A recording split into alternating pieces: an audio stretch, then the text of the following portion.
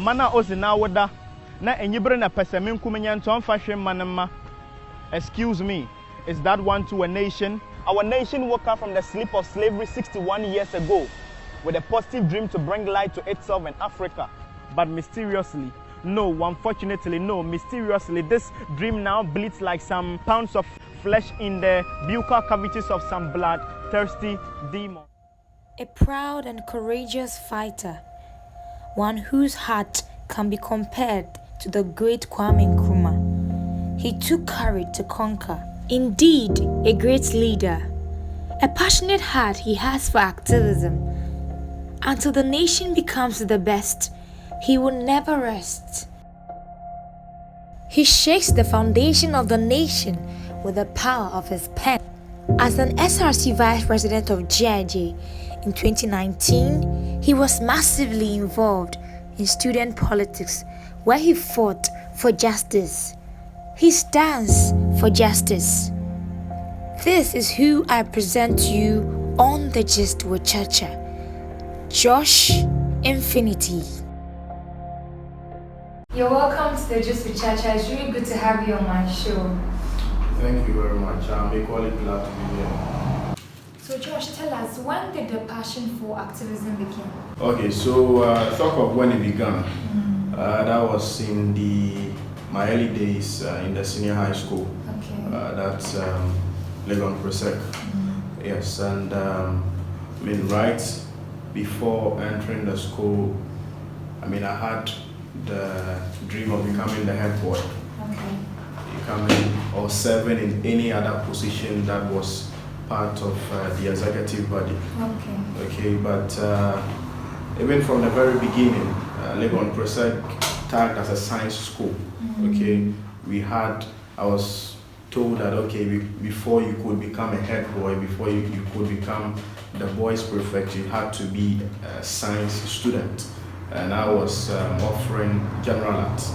Okay, and so that alone had to just get me to take that out of whatever I was thinking of or dreaming of, and focus on some other aspect, and that was where I had to channel much energy into my talent and skill, talk of acting, writing. I joined the debaters club, I joined the drama club, and I moved on to become the playwright for the drama club. And moving on, after senior high school, I also came to GIJ, and right from my first year in GIJ, the passion was still there, okay, and I moved to join the legislative body, which is the General Assembly, that is the SRC Parliament, in my first year, and in the second year I got a call to be the running mate of presidential candidate then, that is Mr. Emmanuel Kuma, and we won the election. I later became the vice president, and then the whole journey till today started. Interesting. So what was your inspiration at that time? Talking of inspiration, I am that person that I just want things to be right. Okay. I believe that it should be the call of everyone. Okay, trying to make sure that things go well. And at times you cannot have things going well when you do not have some kind of position or influence. It is something that we need to understand. Okay, and so I should say that it was more like it was the influence and that kind of position that you would be in to be able to serve that equally ignited. Okay, all of this, because there is no way, it is much, I say it is impossible or quite difficult, okay, to be in all of these things without being in some kind of influential positions, because it matters. So that should be the basis. Okay. Yeah. So is activism all about fighting for justice and equality? I will not limit activism to the call or the fight for equality, justice and all that, because activism goes beyond that. Okay. Okay. Yes, at the end of the day, it's not limited to just these two abstracts that you mentioned, okay? It's just a strong call for a positive change in what? Society. And activism, because activism is much more, comes with some kind of strong positions, okay, or postures to what? To an issue, as compared to reforms and advocacies whereby you go the very, what we say, diplomatic way, okay, to have a call for change. Activism actually demands that you push further when there is no door, there is no way. Okay. Yes. You know, people regard activists as being overzealous. What do you think about that? Well, overzealous and whatever characteristic you may want to add to that should definitely form part of the core. Okay, it is definitely what brings the result. Okay, you cannot get some kind of result when you are being dormant, should I say like a dormant, all right? Yeah, you definitely have to push that spirit of aggression, because that is what tells or sends the message out there that whatever you are calling for, whatever you are fighting for or fighting against is to be fought for or fought against. Then you can equally have people or be able to mobilize that strength of what numbers behind you to be able to achieve results. So if you are mentioning that activists are say, well, that's okay. That's fine. I think it's part. It's not any negative characteristic. While speaking, we're talking about mobilization, and I know that you have worked a lot of successes in social activism. How are you able to mobilize people for action? Mobilizing people for action, it's quite a work on its own, and it's not an individual effort. Okay. In fact, I would not say that for what I have, or for what you have seen me do, it was an individual effort, mobilizing people and all. It takes the collective efforts of all other advocates and activists involved, because one other person would have to bring in people they know, and then another person would also have to do that. But regardless of all of these, it also boils down to influence, as I did mention. Because if you do not have the influence, if you do not have that kind of, I would not say popularity or that, but let me limit it to influence. If you do not have that positive influence that is able to call people that, okay, this person we know is making this call for this. Even though I am not affected, I can even join. Okay. So at the end of the day, if it's got to do with mobilization, I think influence counts. Yeah, it really counts. Okay. We have to analyze a very critical video, and let us go and watch this video. When we come back, you would hear his view on this video. Africa, historically, Sub-Saharan Africa, has been fundamental to the global prosperity of the advanced countries. Okay? And Africa had a role to play. It has a role as a raw material producer. We will not allow Sub-Saharan Africa to escape that. Okay, we do everything to keep Sub-Saharan Africa where it is, also impoverished. It's absolutely vital for the prosperity of everyone else. So let's get clear about that. Okay, and this means all the economic structures, all the global institutions, and the economics we teach everyone is all designed to keep Africa exactly where it is.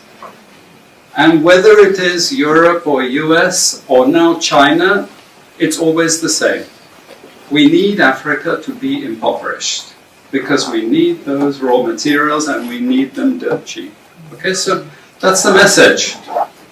It doesn't mean to say that there's nothing Africans can do. Of course there is.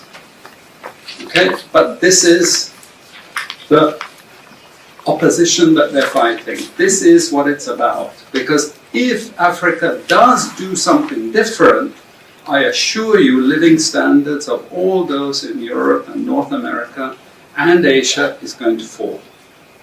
Okay? And that is a big price to pay. I assure you that the West is not going to allow that without a big fight. Okay, so this is what it's fundamentally about. What I want to show you is how these structures are operating. It's just 20 minutes, so we can't do very much, but just to give you a little bit of an idea. And why I keep the ideology part there is because we are part of the producers of ideology. At universities and academic institutions, we are complicit in this whole enterprise. Okay, so the job of many Western academics is to convince Africans they have to keep doing what they're doing. Okay, and to show them it's your fault that you're poor. It's not our fault. It's your fault that you're poor. You know, so this is what we do in academic institutions, and I want to show that as well. Thank you so much for watching this video. So Josh, what are your views on the video that we just watched? Well, this is not new, okay? It's not something that is being said today, or it's not something that is just coming out today. That is, it's a system, okay? With all that was said, it is something right from the colonial days till now. Okay, it is something that at times I sit to wonder what kind of, because we don't know how different are we, the blacks from the whites. Yeah, that's a very big question. That is the difference. Like why should it be so? And if you want to look at the religious perspective or the religious aspect, some Christian, Muslims will be like, okay, so is God created us in a different way, and we can't exactly, and we can't even go that way. We can't even talk about that because we don't really know. Yeah. But the problem is that what is really happening? What makes us different? What makes the white man? And you see, what was said in the video, I would say that, or it is something that I've established in a conversation with some colleagues, that if the whites, he was talking about resources. Yes. Frankly speaking, if the white man or if the whites had Africa as Europe and vice versa, blacks would have been living in disaster. That means that with all of the resources that we have, okay, if they had that opportunity, there is no way they will come to us. Imagine Africans, switch it, and imagine Africans in the snow, in the winter, we will be dead, we will be dying there, and they will never come to us because there is nothing they are going to benefit from us. Yeah. They will be in Africa with all the gold, all the timber, the cocoa, and what have you, and all that. There is no way they will stretch their hands to us. But you can clearly see from the colonial story that right from the beginning, they made Africa a place that they had to come to. Look at all the African, exactly, look at all the African countries. Africa is blessed with so much. We are blessed with things that they do not have, valuable things that they do not have. So you could see the French going to Togo, Cote d'Ivoire, you could see the British coming to Ghana, Nigeria. We all had what? Colonial masters. You get it? And it is clearly because of the resources that they saw. And it's been passed on. So right from their colonial, their grandfathers who are colonial masters who have died and gone and all that, it is more like a system that has been shaped. They know that, okay, this is what Africa is known for. And so if at all costs we have to find a way to what? To cripple them. If we have to find a way to get them begging from us each and every time, I mean, that is what they will do. And if we are to read history very well, you realize that for any African president that was so strong to cause a change, that president was eliminated. Yes. People argue about that. Some people will say, oh, that is not true. You may want to talk about Nkrumah, you may want to talk about the Gaddafis, you may want to talk about all of these great Africans. If you want to be the factor of change, you'll be eliminated. because they have been able to establish that system right from the colonial period when you and I were not born.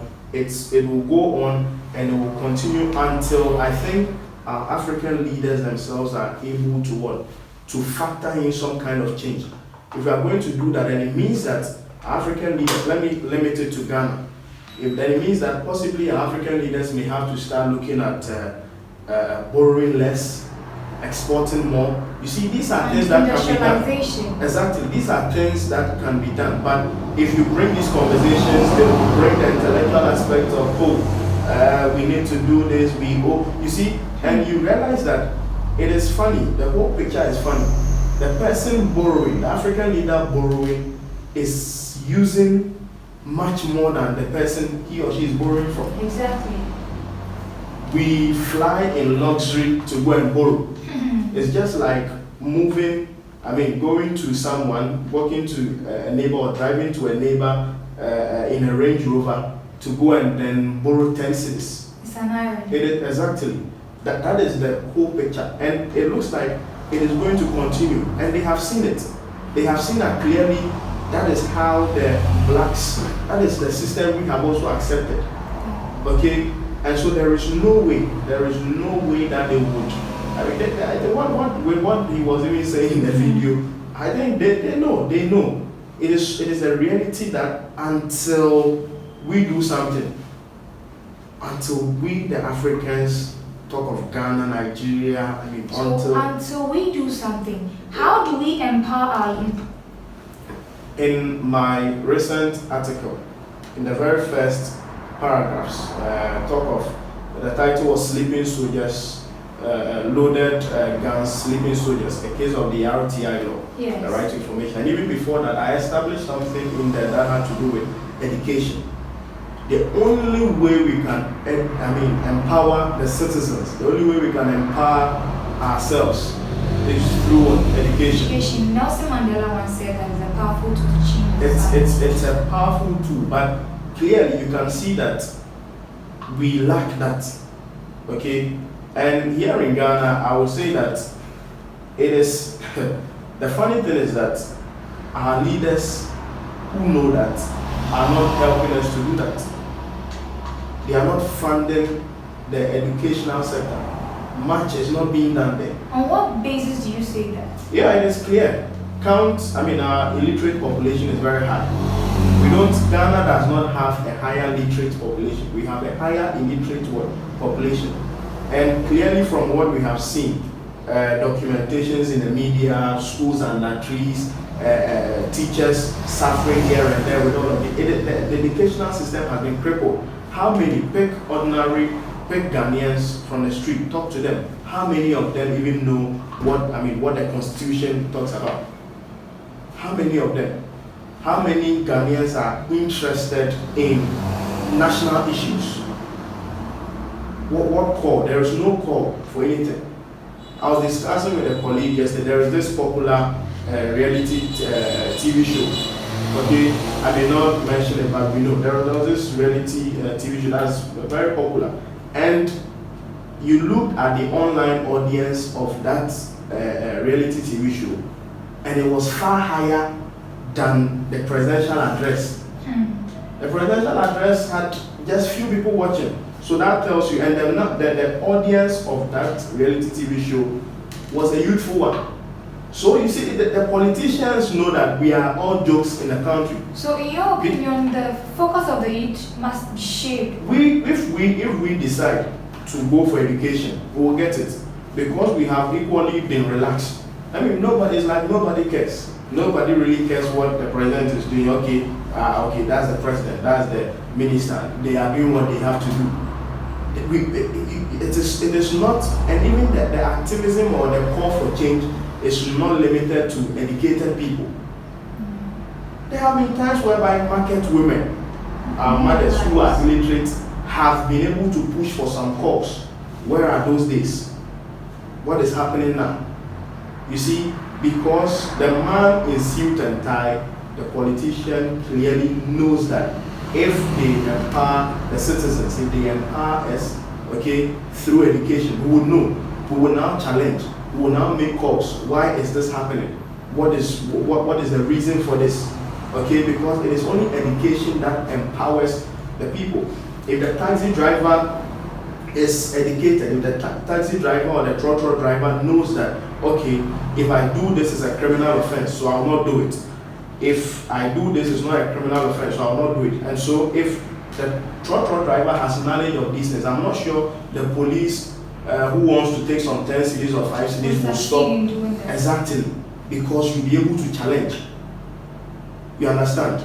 If you go to the Western world where we so much admire, the citizens know the laws, the state agencies also know the laws.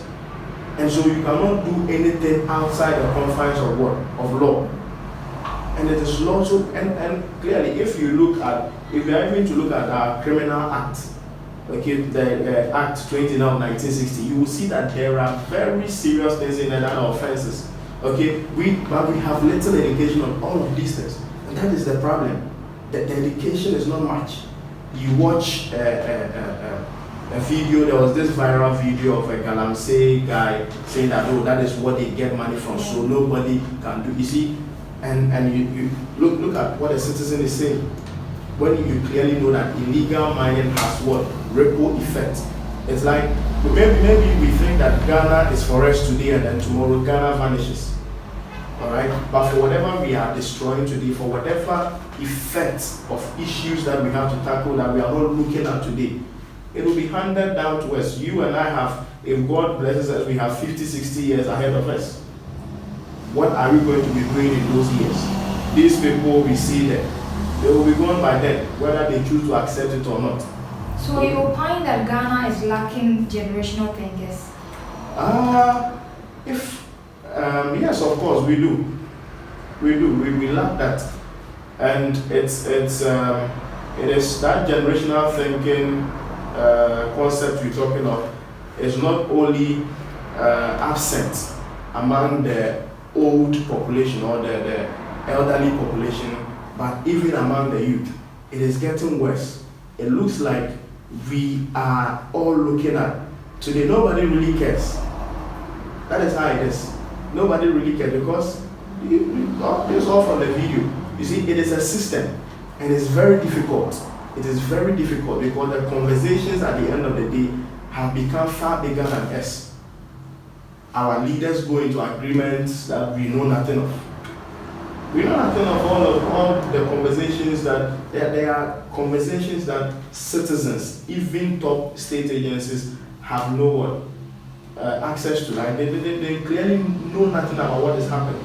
Okay, so that thing we're talking about, it's a system that has been placed down. Maybe it's only as we call ourselves a religious country, it's only our God who can take us out of such an issue. And amazingly, God cannot do for us what He's given us the locality. You know that. So, evidently, there is a gap. So, as a social activist, how do you intend to fill in that gap? Okay. Well, I will not talk on individual energy, okay, or talk from individual thoughts, but I believe that it is a collective call. It is not a singular energy, okay, but a collective one, synergy, of course. We all have to be concerned. We have to be concerned. I think if we are concerned, then of course we can see some kind of change. I'm using the word concern because even in the educational aspects, whereby some of us who have been student leaders and are still helping in there, we have seen cases whereby you try to stand in for some people, and it looks like those people are not even interested. They are not concerned about what is going to happen. All that they are interested in is what is the result. But results do not come when a single hand is pushing it. It doesn't happen overnight. I'm telling you, it is not even a single hand that can open a door. It will definitely require the collective effort of each and every one. You understand? And so if we are all concerned, if the citizen, whether from the taxi driver to the kinky seller to whoever to the banker, if everyone is concerned about the well-being, look at the recent issue of this Makola fire outbreak and all that, whereby they had to be making so many calls before they arrived. The fire service arrived, and then later they said they had no water, they had to go and get water. Later we hear, I don't know whether it's a PR telling us that if human beings can break down, then of course a vehicle can break down. And you ask yourself that, at times, these are people we call the elderly in society. You get it? Like, it's very funny. Okay? But if we are very concerned, and we start asking them questions, we start, putting things to them, things that are not being done right. If we're able to challenge, we're able to match up to them, then of course we can see some changes. Other than that, everybody will be where they are, and life will go on as it is for us. If you break through, you break through. If you don't, you remain. If you break through, you break through. If you don't, you remain. We are learning a lot, but we are going for a quick commercial break, and we will be right back.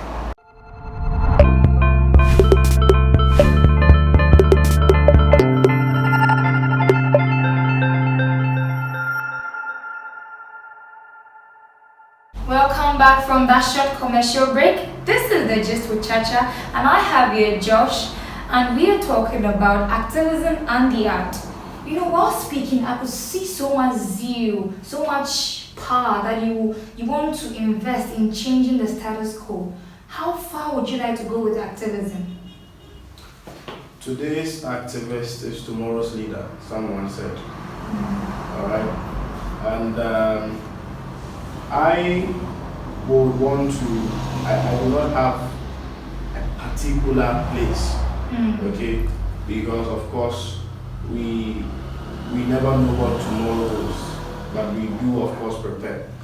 I want my activism to be fruitful in any aspect or in any field or sphere I find myself in, be it health, be it agric, be it finance, whatever, be it gender, be it security. At the end of the day, it all boils down to what is going to bring positive results. Okay, so even in a case whereby my intellect, expertise is not related to where the problem is, of course, I would be there to support. If my presence alone is going to help do something better, I'll be there. Okay, so we're just looking at general spaces, okay, that would definitely yield results. And I think that should be it. At the end of the day, as I said earlier, today's activist is tomorrow's leader. And so, of course, for wherever and whatever activism will bring to us, we move there. Okay. Sometimes activism might go against, leaders. It's actually likened to investigative journalism, trying to uncover what someone is trying to, cover. Yeah. You get it? And then in doing that, you become the target. We have people like Malcolm X. He was an African American. He was a human rights activist. He was so much into Pan-Africanism and all that. He did his best as a social activist, but he got assassinated. And then we had people like Uncle Sam, telling a whole generation of people that you can do it, and then it wasn't easy. So, being a social activist is very, very deadly. Okay, so how are you trying to cope? Are you not afraid? Would you not want to give up than to leave things as it is, and be unconcerned like the other people that you're talking about? Well, that's a question, or that is something that at the end of the day most people think about. But the question is not about how many people have, or the question should not be about how many people have been eliminated or how many people have had negative effects out of that. The question should be about how many people have seen positive effect, how many people are still living. You understand? Yeah. Because of course, if we are mentioning unfortunate incidents, we're able to pick out 1 or 2 or 3 and all of that. But of course, there is a larger number of these same advocate activists who went through, I mean, they did not face any unfortunate incident and all. What matters most at the end of the day is the positive impact. Talk of Malcolm X. He did his part, he left. Kwame Nkrumah, he was a president, he was a politician. He also had a way he hesitated. We've had politicians who were not activists. We've had people, so if we're looking at the unfortunate incident, it is there. People will always have a way to live this world, live this space. But what matters is what you do or what you leave behind. That is what matters. If for the purposes of activism, something unfortunate may happen, you just you can't even tell. You can't tell. What you do is to safeguard, is to protect yourself, is to do what you have to do, but you can't tell. Okay, what should be the concern is that positive results have been achieved. Okay, so even if you live today, even if you exit the world today, you know that there is something that you left behind. There is something that someday someone will remember. Someone who may be alive and live to be a grandmother may be able to tell the children that some years ago there was someone like this who did this and this fruitful result came. I think that should be the focus. Okay, so that should be the focus. Yeah. How significant is social activism or activism as a whole? Significant, it is important. It is highly important. It is needed. Looking at a country whereby we are still in a developing stage, okay, it is important to have activism, okay, have very good activists who are pushing for cause here and there. It's just like putting together a statue or molding something. When you are you are molding that, or you are putting together a statue, or let's say even you go to the salon and they want to give you some beautiful hairstyle. They touch it with fire here, they apply some beauty is pain. Exactly. And so until you achieve that beautiful state you want in a country, you always have to give calls, give knocks, give some touches here and there until you achieve that. Looking at the problems we have, schools and trees and what's so not. Are people, do we have people who are calling for that? Do we have people who are consistently on that particular status changes? That is what we should be looking at. That's what we should be looking at. Okay. You have a journalism background, so how are you utilizing journalism and social activism? Well, much of activism has to do with public speaking and then writing. And having a journalism background coupled with public relations, I think it is really helpful. Okay, I'm a gifted writer for that. For many people who know me first for writing. And honestly, I always say that this country should watch out. Some time to come, we'll see writings left and right. That is the core. Okay, that is the core, because we need people as such to write, to put information out there to shape the kind of country we want. What is the major success that you've achieved as a social activist? Okay, so I have two that I'm so proud of. My colleague, advocate and an activist, that was in 2019. Through some of these calls, through some of this pushing and knocking of doors, we were able to get some students to pull through with their exams. Okay, earlier they were not going to get that access, they were not going to get that opportunity, but of course our calls brought a positive change. And then recently, one which of course went viral, was captured by the media and all that.